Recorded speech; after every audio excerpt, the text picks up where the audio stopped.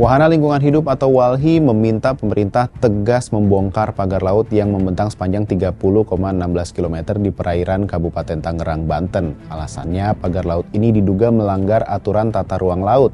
WALHI juga menilai sebenarnya nggak sulit bagi pemerintah untuk mengetahui siapa di balik pemagaran laut tersebut. Jika pemerintah benar-benar berusaha mengungkap, nggak sampai 24 jam akan diketahui pelakunya. Bagaimana kelanjutan kisruhnya pagar laut ini? Apakah ini terkait proyek reklamasi?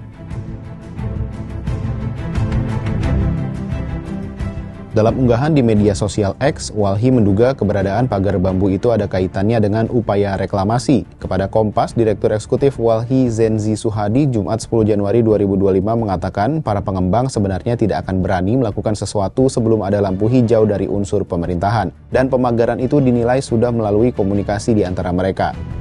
Begitu pula jika ada pihak berwenang yang tidak melakukan sesuatu terhadap pendirian pagar, menurut Zenzi menjadi indikator bahwa mereka terlibat. Pagar yang telah mengganggu aktivitas nelayan itu ditengarai bagian dari proses konstruksi. Zenzi menyebut pada 2013-2014, kelompok pengembang di Indonesia berupaya membangun kota buatan di pesisir kota-kota besar. Saat itu di Teluk Jakarta juga hendak dibuat tanggul raksasa yang di dalamnya terdapat pulau berbentuk Garuda yang diisi oleh properti. Tak hanya di Jakarta, kasus reklamasi serupa juga terjadi di Bali, Makassar, dan Manado. Di Bali, reklamasi menyerupai kura-kura yang disatukan dengan pembangunan tol laut. Modus-modus reklamasi itu hampir sama dan nyaris tidak ada penegakan hukum terhadap kejahatan seperti itu.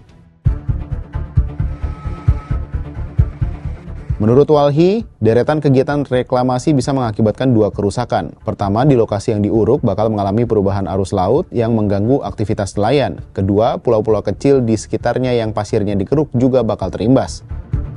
WALHI menilai proyek pemerintah yang dikembangkan untuk memfasilitasi para pebisnis properti super kaya sebagai bentuk kejahatan berupa penggunaan keuangan negara untuk menguntungkan pengembang properti. Sementara infrastruktur di daerah masih banyak yang jelek. Senada dengan WALHI, anggota Ombudsman RI Heri Susanto berharap pemerintah melalui kementerian terkait segera mengatasi masalah ini guna melindungi kepentingan nelayan dan kelestarian ekosistem. Pemagaran itu menurut dia berpotensi mengganggu aktivitas nelayan.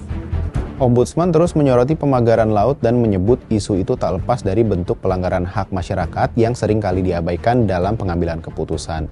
Nah, Ombudsman juga menekankan transparansi dan partisipasi masyarakat merupakan kunci dalam setiap proyek yang memiliki dampak langsung pada lingkungan dan kehidupan sosial warga. Dirjen Pengelolaan Kelautan dan Ruang Laut KKP Kusdiantoro bahkan menyebut pemagaran laut di Tangerang mengindikasikan upaya segelintir orang untuk mendapatkan hak atas tanah di perairan laut secara tidak benar.